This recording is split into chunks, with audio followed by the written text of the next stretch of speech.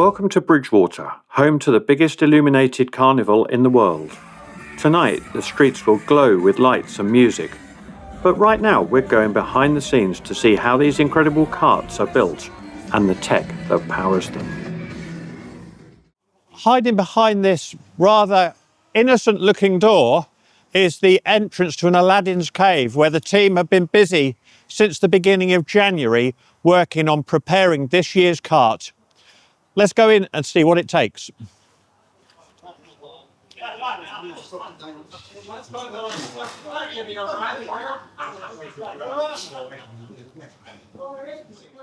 Welcome to the Ramblers Carnival Club. For these guys, this cart takes almost a year to produce. From early sketches in January right through to the almost ready to go cart at the end of October, ready for the carnival in the first weekend of November. When people think of putting animated lights onto a moving vehicle, they assume that they're talking about something like a golf cart, a small battery running a Raspberry Pi with a Pi hat and a dozen or a couple of dozen pixels. These guys take it to the extreme. This cart has over 20,000 pixels. It has floodlights. It has DMX controlled lighting up the top there that we can't really see. And it is all controlled through FPP. Right down the far end of the cart, down the back, where the generator sits, there is a master instance of FPP, which is running the show. There are no pixels directly connected to it. They are spread using half a dozen Falcon F-16s spread along the cart, driven by Raspberry Pis running FPP as remotes. We caught up with George Farley, the technical lead on the lighting side of the project, to find out more. George, thank you very much for inviting us to come and have a look at this amazing cart. I'm blown away, absolutely blown away. So how did you get involved in all of this? So I've been in Carnival since I was about 12 years old, and I've been in this club for about 15 years now. Okay. So the club itself was established in 1961, so There's quite a lot of history.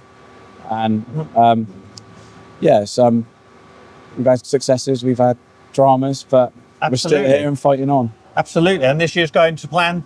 We're in a very good position this year. We're at a stage where we're trying to test everything now, and brilliant. So far, so good. With lots of little niggles. There's always going to be niggles. Absolutely. As soon as we take it out on the road, it will have a mind of its own anyway, and it will rain, and we'll have lots of different challenges. But what's there is good so far. So it's all based on X-Lights? Yep. And X-Lights modelling, and then FPP running the show? Yep. So we've got one FPV master, various slaves down through the cart. Yeah, so credit to the developers and the software that idiots like me can use it and make it work. Not at all. You're running master slave. You got Ethernet running all the way along the cart? Yep. So you're on wired Ethernet all the way through? We've got some wireless on some moving parts as well. You've got some Wi-Fi on some moving parts as well? Yeah.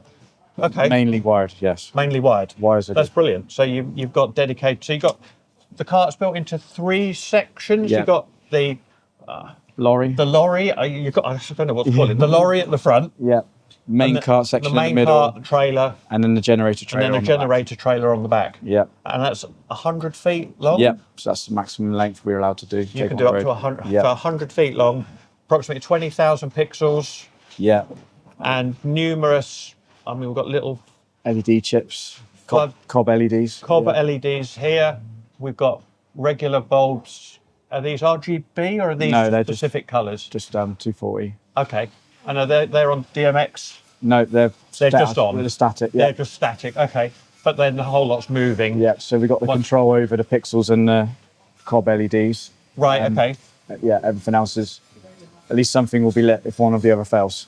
Absolutely. Not all the eggs in one basket. So how long is your sequence? This year's quite a short one. It's only a minute and a half. Okay.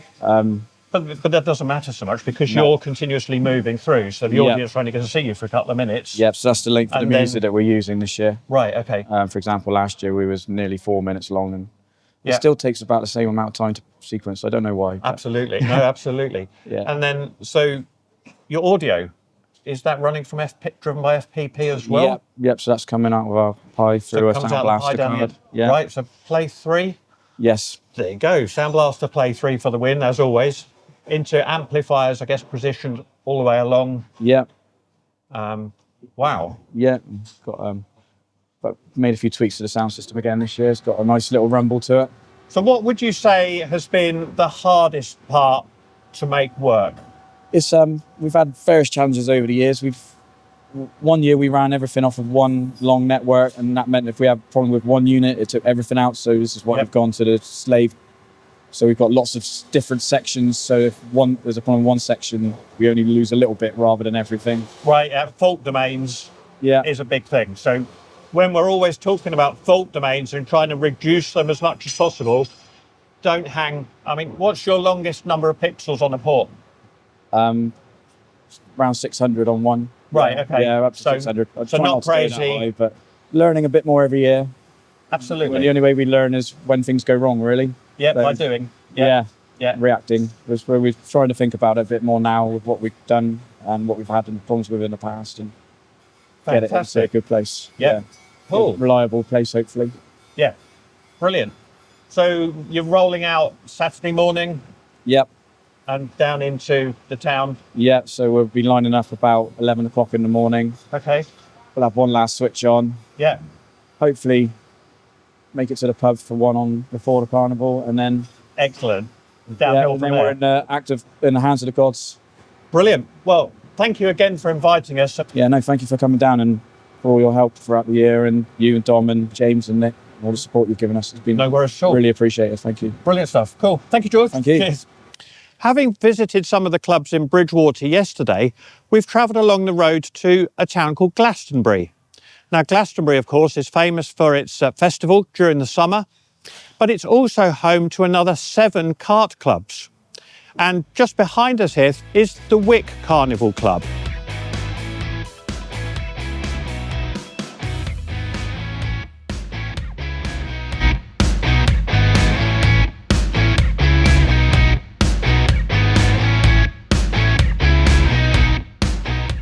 Building a car isn't, of course, just for the men in the family. The whole family gets involved to make sure that it all comes together. There's so many jobs from the beginning right through to the structural steelwork that holds it all together. The whole cart can weigh up to 30 tons, so it has to be built perfectly. And then there's all of the lighting, the electrics, the audio, animation, everything has got to be brought together, and it's a full team effort to make sure that it happens.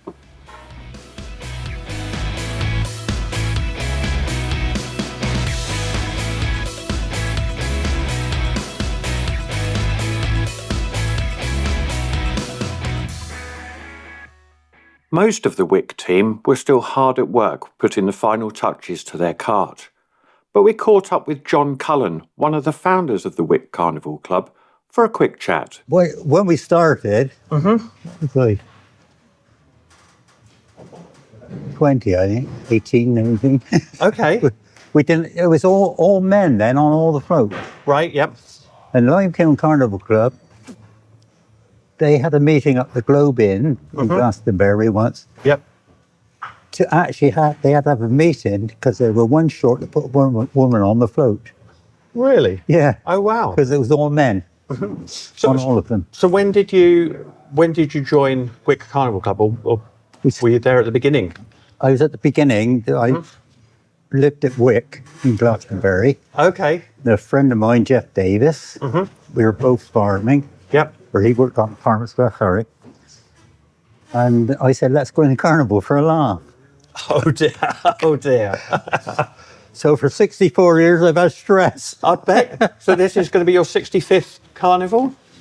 First float I was on was Teenage Rhythm. Right. Their drummer had dropped out, so I stepped in for the drummer. Brilliant. It was like everything.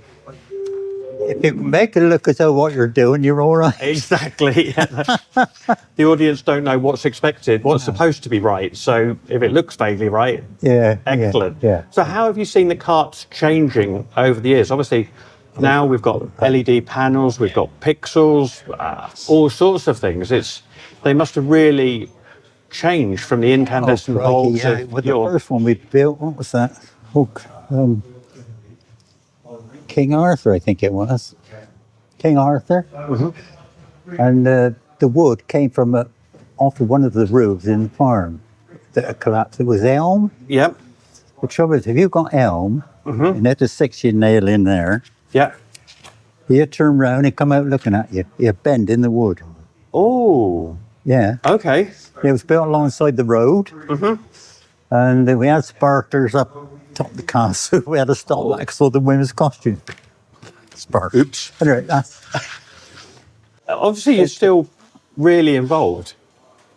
This year, I basically done. I can't do what I used to. Oh, I and there's understand kind of time you stand back and let the youngsters take over and not put your nose in. Yep. Yeah. Because nothing worse than, ooh, that's Absolutely. load. So it's Teach them and then let them go and learn their own mistakes. But this year, they've done excellent. They have. I'm really proud of what they've done, all of them, to be honest. Fantastic. Yeah. Yes. Anyway, Thank you it's very a much. pleasure. Thank you very much. And hopefully we'll be back next year to see what you're up to then. Welcome to Parkway in the north of Bridgwater. We're now Saturday morning. It's late morning. It's just coming up to 12. And the carts are starting to arrive to be assembled into their complete units ready for the show later tonight. Here we can see one's coming in two halves. We've got the lorry on the front with the first section. We've got the main trailer. And then following it behind it, being pulled by the tractor here, we can see that we've got the generator trailer for the float, which comes along afterwards. Now, the whole rig cannot travel together as one on the UK roads because it's simply too long for UK legislation. So they have to travel here as separate units, and then they are assembled along Parkway here into the complete thing. Now, Parkway is closed to regular traffic, so they're allowed to do it here. And then all of the roads from Parkway into the main carnival will be closed, ready for them to move out. And that's the only reason they're allowed to move as 100-foot long units. On leaving Parkway, we started the mile or so walk into town to get our places for the evening's parade. With the streets now being closed, there was a real party atmosphere and everybody was ready to go. Once the parade got underway, it wasn't long before we saw the Ramblers coming through first. They had a fantastic cart and seeing it fully illuminated at night was something else. Congratulations on them in taking first place home for their cart as well.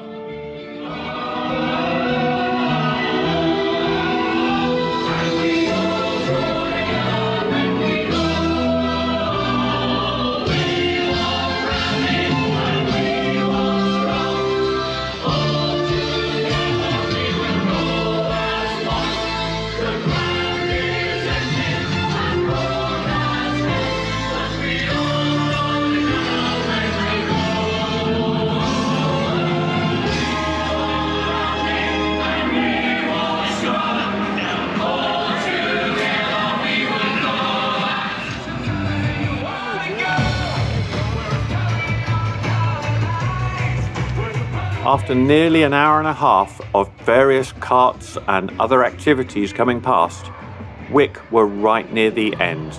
And what a fantastic show to finish what has been an amazing few days with the teams down at the Bridgwater Carnival. I'd like to express a massive thank you to both the Ramblers and the Wick Carnival Club teams. They were very supportive of us, popping in, doing filming, getting in the way, and I'd like to thank them very much.